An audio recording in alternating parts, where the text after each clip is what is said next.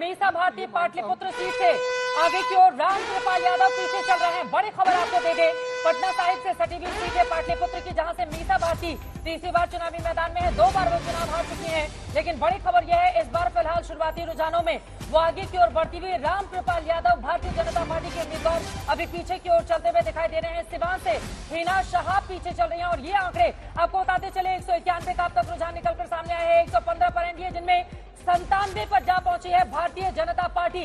115 116 हो गया है एनडीए का 97 पर। बीजेपी दिखाई दे रही है इंडिया गठबंधन 70 सीटों के साथ, जिनमें 35 कांग्रेस पार्टी के पास है और धीरे धीरे करके समाजवादी पार्टी 7 पर लीड लिए हुए है। सीपीएम 6 पर, डीएमके इस वक्त 5 पर लीड लिए हुए है। आरजेडी के लिए अच्छी खबर है, जिनमें एक पाटलिपुत्र की सीट भी शामिल है। 4 सीटों पर अपनी लीड लिए हुए है। मैनपुरी से जो मुलायम सिंह यादव का गढ़ हुआ करती थी, डिम्पल यादव मैनपुरी सीट से आगे चल रही है। इस वक्त की बड़ी खबर, बड़ी जानकारी, मैनपुर की सीट ऐसी है जो पिछली बार मुलायम सिंह यादव ने जीत हासिल की थी। और देखिए तूतीकोरिन से अब कनिमोझी आगे चल रही है, बिल्कुल, और 197 के अब तक के रुझान निकलकर सामने आ चुके हैं। बहुत सारे संकेत है इसमें। देखिए मैनपुरी ऐसी सीट है जो आज तक समाजवादी पार्टी हारी नहीं और बीजेपी कभी जीती नहीं। मुलायम सिंह यादव की सींची हुई ये सीट थी और सबसे सुरक्षित सीट इस बार बहुरानी को दी गई है। डिम्पल यादव फिलहाल वहां से आगे चल रही हैं, लेकिन दूसरी तरफ कन्नौज में सुब्रत पाठक को झटका लग सकता है अगर यही ट्रेंड बरकरार रहता है, क्योंकि वहां से अखिलेश यादव भी इत्र की खुशबू में नहाए हुए इस वक्त दिखाई दे रहे हैं, आगे चल रहे हैं। लेकिन पाटलिपुत्र और ये देखिए 200 और बीजेपी की सेंचुरी लग गई है अपने दम पर।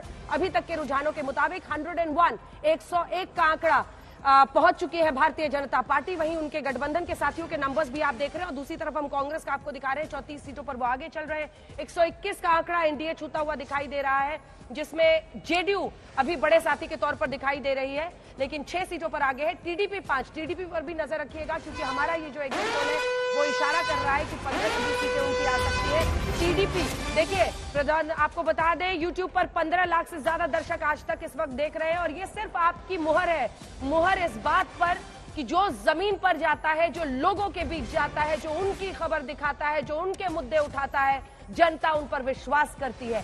आपके भरोसे पर खरे उतरने की आपकी इस मुहर के लिए बहुत बहुत धन्यवाद। बने रहिए हमारे साथ, स्क्रीन से आपकी नजर हटनी नहीं चाहिए, क्योंकि ग्राउंड जीरो, हम आम चेयर जर्नलिज्म में विश्वास नहीं रखते। ग्राउंड जीरो पर जाते हैं, लोगों के बीच पहुंचते हैं, उनके मुद्दे उठाते हैं और फिर हर खबर निष्पक्ष अंदाज में हर पक्ष की बात आपको बताते हैं। एक बड़ी खबर आ रही है, एक बड़ी खबर आ रही है। राहुल गांधी वायनाड और रायबरेली इन दोनों ही सीटों से आगे चल रहे हैं। वायनाड 2019 में जीता था राहुल गांधी ने बड़े मार्जिन के साथ, जबकि रायबरेली की सीट सोनिया गांधी ने हासिल की थी। लेकिन इस बार कैसरगंज से बीजेपी के करण भूषण सिंह, ब्रिजभूषण के बेटे हैं, वो आगे की ओर बढ़ते हुए दिखाई दे रहे हैं। बड़ी खबर यह है। और गुना से बीजेपी के ज्योतिरादित्य सिंधिया आगे चल रहे हैं। 2019 का चुनाव वो हार गए थे, उसके बाद बीजेपी के राज्यसभा टिकट पर वो केंद्र में पहुंचे और फिर मंत्री बने, अभी आगे चल रहे हैं। पूर्णिया से निर्दलीय उम्मीदवार है पप्पू यादव, वो आगे चल रहे हैं। और पप्पू यादव अगर इसी तरह से अपनी बड़ी बढ़त बनाए रखते हैं तो यकीनन आरजेडी के लिए कम से कम ये अच्छे संकेत नहीं माने जाएंगे। बदायूं से एसपी के आदित्य को लेकर भी खबर साफ। तूतीकोरिन से डीएमके की कनिमोझी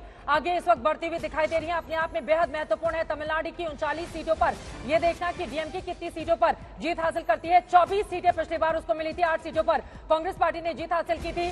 बीजेपी का खाता भी नहीं खुला था, लेकिन इस बार की स्थिति क्या होगी? पाटलिपुत्र से मीसा भारती आगे चल रही है। रामकृपाल यादव इस वक्त पीछे की ओर। अमित शाह गांधीनगर की सीट से जो गढ़ रहा है, आपको बता दें कि 90 के दशक से ही लगातार ये जो सीट गांधीनगर की गुजरात की सीट रही है, ये लगातार बीजेपी जीत, लाल कृष्ण आडवाणी से लेकर अटल बिहारी वाजपेयी सब इस और लगातार ये सबसे मजबूत गढ़ वहां माना जाता है। हालांकि 6.25 लाख के मार्जिन से वहां पर नवसारी से सीआर पाटिल जो कि प्रदेश अध्यक्ष हैं वो जीतते हैं, लेकिन वायनाड हो, रायबरेली हो, राहुल गांधी आगे चल रहे हैं। कन्नौज हो, अखिलेश यादव आगे चल रहे हैं।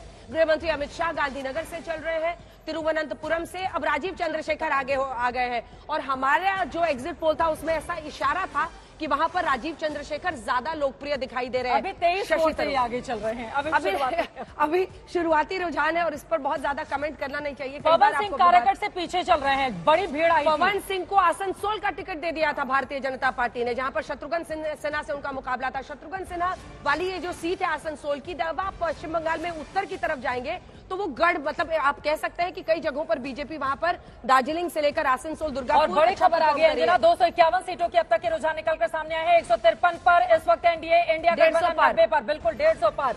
और 250 सीटों से ज्यादा की महबूबा मुफ्ती अनंतनाग से चुनावी मैदान में है और फिलहाल वो पीछे चल रही हैं। आपको बताते चले 2019 में भी कश्मीर की तीनों सीटें एनसी नेशनल कॉन्फ्रेंस की पार्टी ने जीत हासिल की थी और इस बार भी अनंतनाग से महबूबा के लिए अच्छी खबर निकलकर सामने नहीं आ रही है। अभी फिलहाल वो अगर पीछे चल रही है तो ये भी एक बड़ा संकेत है और सबसे बबड़ा संकेत तब मिला जब 250 सीटों के रुझान में आप देख रहे हैं 156 सीटों पर एनडीए आगे है।